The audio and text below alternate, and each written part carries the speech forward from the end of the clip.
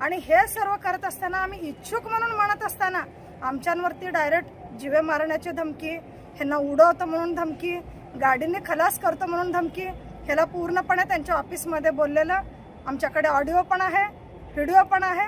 आम्ही उद्याच्या उद्या पत्रकार परिषद घेऊन हे सर्व व्हायरल नक्कीच करणार आहोत. आणि सगळ्यांना माहीत आहे सिद्धाराम मित्रे कसं आहे, काय आहे, कोणाला आजपर्यंत धमकी दिली नाही, कोणाला चापट सुद्धा मारल्याने, गोळ्या घालायची लाभची गोष्ट. नंतरने आमच्या जिल्ह्यातील काही कटकारस्थानी लोक डायरेक्ट पक्षाच्या सचिवांना कॉल केले आणि वेगळ्या पद्धतीने बोलून आणि त्यांचा पत्ता कट कशा पद्धतीने करता येईल हे षडयंत्र खूप मोठ्या प्रमाणाने रचलं गेलं.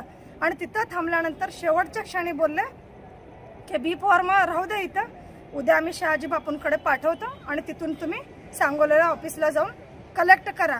आणि आम्ही ज्या वेळेस तिथून आलो मुंबईहून सकाळी, परत आम्ही गेलो सांगोल्याला गेल्यानंतर शहाजी बापूंना बोललो साहेब आमचा बी फॉर्म द्या.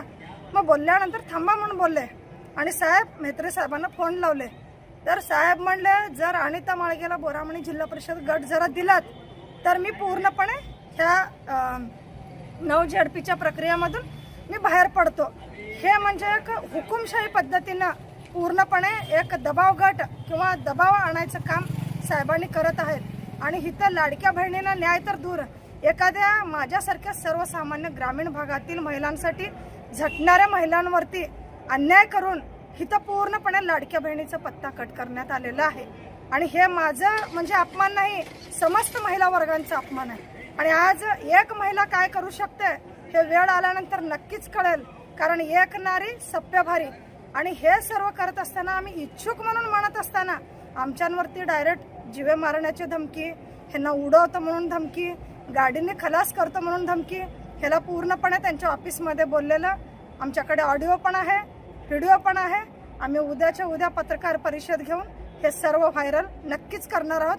आणि नक्कीच हे षडयंत्र कशा पद्धतीने महिलांच्या विरोधात रचलं जात आहे, कारण एका झेडपी गणासाठी म्हणजे एक अनिता माळगे एवढ्या सगळ्यांना भारी पडली, हे खरोखरच्या महिलांचं मी एक हे म्हणून समजते.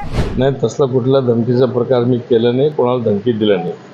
आणि सगळ्यांना माहीत आहे सिद्धाराम मित्रे कसं आहे, काय आहे, कोणाला आजपर्यंत धमकी दिली नाही, कोणाला चापट सुद्धा मारल्याने, गोळ्या घालायची लाभची गोष्ट. हे प्रकार काय म्हणजे अनिताताई माळगे यांना जिल्हा परिषदला उभारायचं होतं. मग त्यांनी जिल्हा परिषदेचं तिकिटासाठी प्रयत्न करत होते. तिथं आमचा धनेश साचलार म्हणून पहिल्यापासून काम करत होता. आम्ही त्यांना सांगितले की बा जिल्हा परिषदला उभारायला अजून तेवढं तुमची तयारी झालेली नाही. ते धनेश साचलारांनी तयारी केलेली आहे की जिल्हा परिषदला तुम्हाला उभा करून एक शेत घालवण्यापेक्षा कशाला हे करता, म्हणून त्यांनी त्याला मला तिकीट आता मिळत नाही म्हणून तिने गोंधळ सुरू केलेलं आहे. असलं काहीतरी दबाव आणून वरच्या लोकाला म्हणजे मुलाखत दिलं तर वरच्या लोकांपर्यंत जाईल असं. तर परवा त्याने मिटिंगमध्ये पण मुंबईमध्ये त्याने शिंदे साहेबांसमोर हे सगळं सांगितलेलं आहे.